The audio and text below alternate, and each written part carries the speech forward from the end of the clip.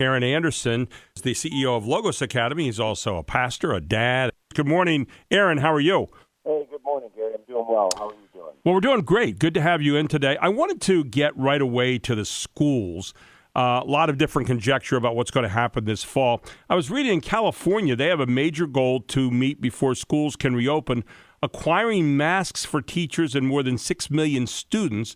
Local school districts will decide when they will welcome students back to physical classrooms, and the state is not mandating a common opening date, State Superintendent of Public Instruction said on Wednesday. But he made one thing clear: personal protective equipment is a must.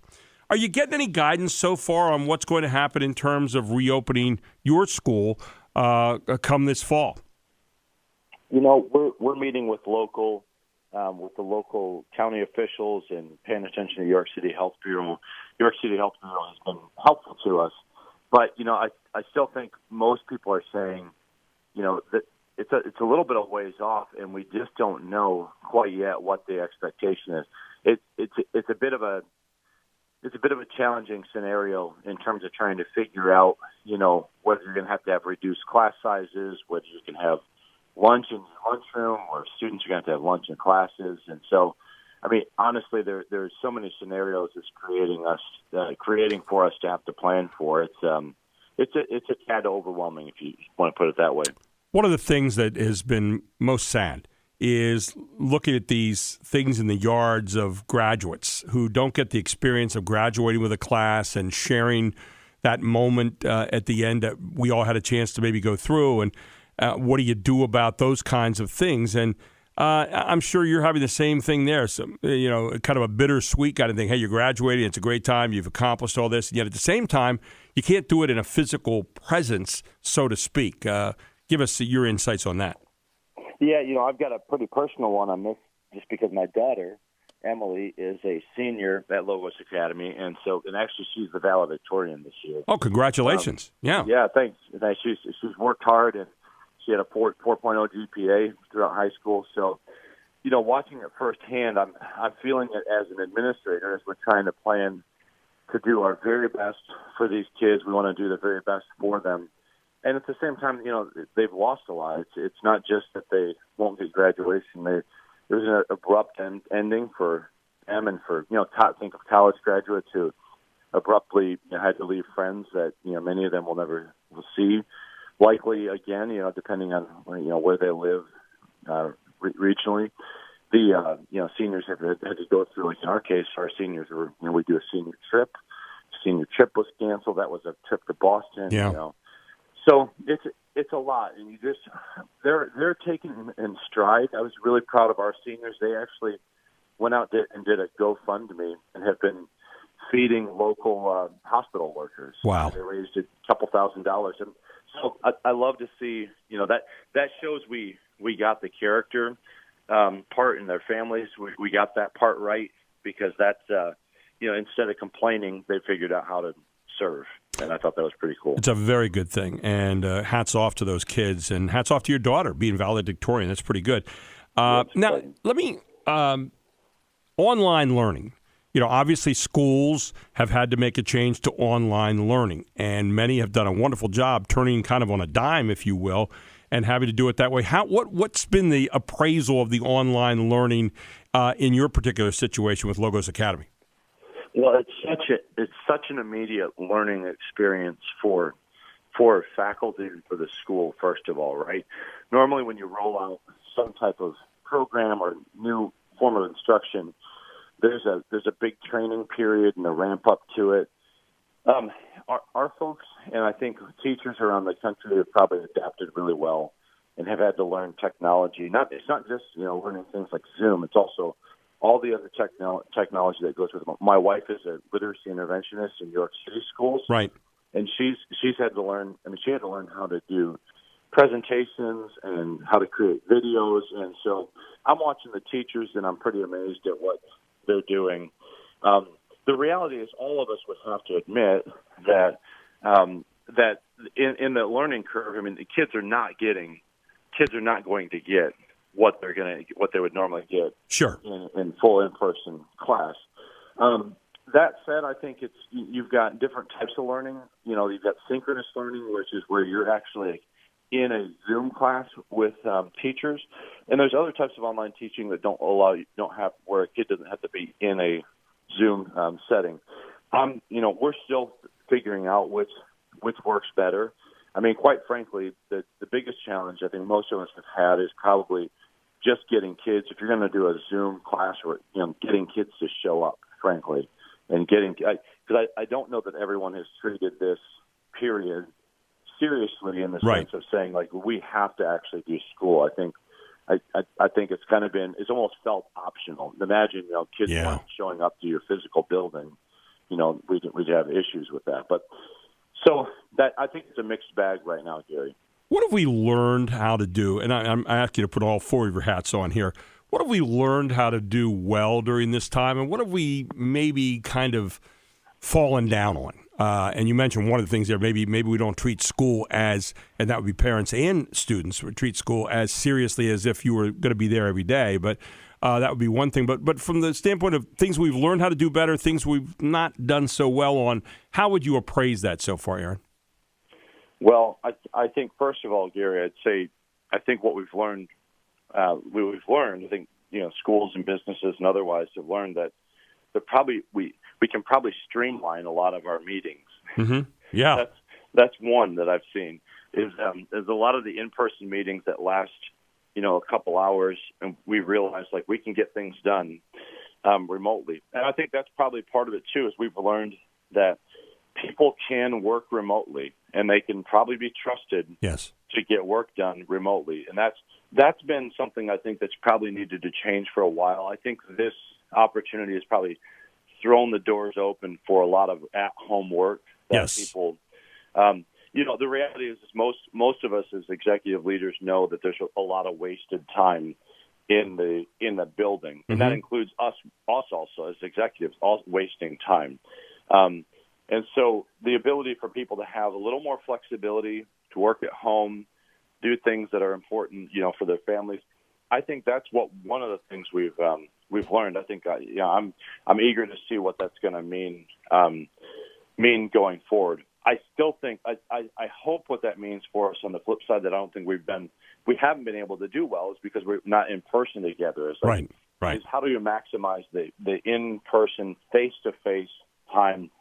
I think there probably are a lot of people who have been forgotten in this process and who just have not been engaged. Aaron Anderson, who is the CEO of Logos Academy, he's also a pastor, a dad, a citizen. I mean, he's got all those things covered.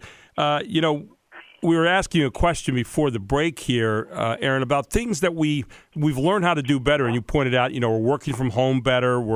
Meetings are maybe more productive now, the Zoom meetings and so forth. And I've been involved in a lot of those. And I find them to be a little bit more refreshing, and people are not wanting to hang on to those for a long time in most cases. But what things, what other things have we done well? What other things, in your opinion, have we maybe slipped on during this time? Yeah, well, I think one of them is relatively obvious, Gary, and I want to say, I think me, I try to be a pretty balanced, pragmatic guy. I think, paying attention to the science and the medicine of virus pandemic, but then also paying attention to the economic. I think as a society we have to realize we've really fallen on our faces in terms of preparation for a pandemic. Right.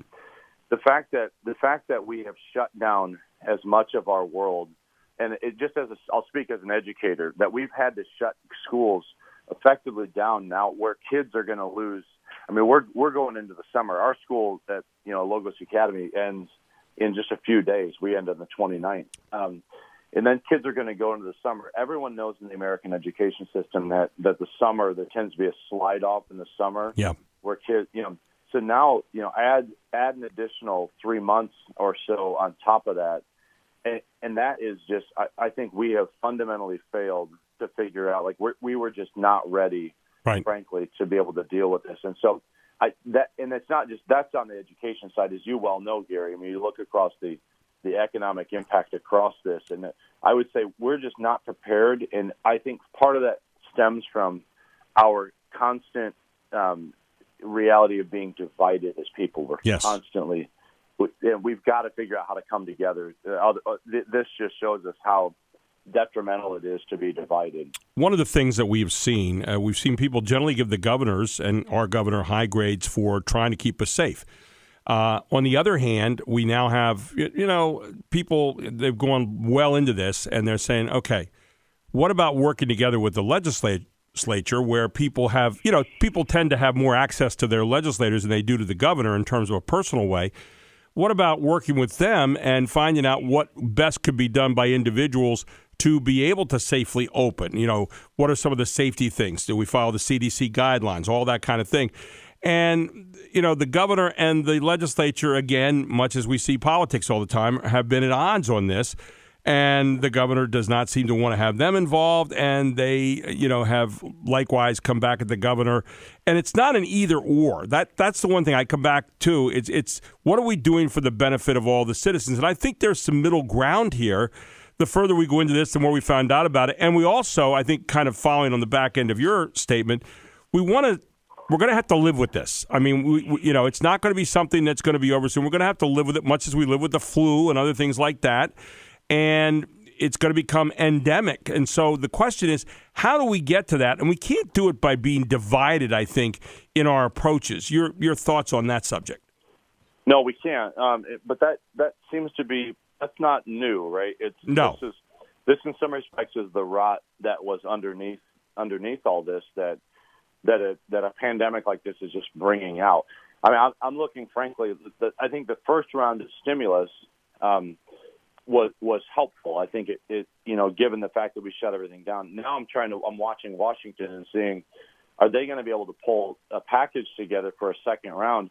I don't know. I mean, I'm not. The experts can tell you it doesn't look great right now, and yet you've got increasing numbers of people. I mean, that are going unemployed, and right.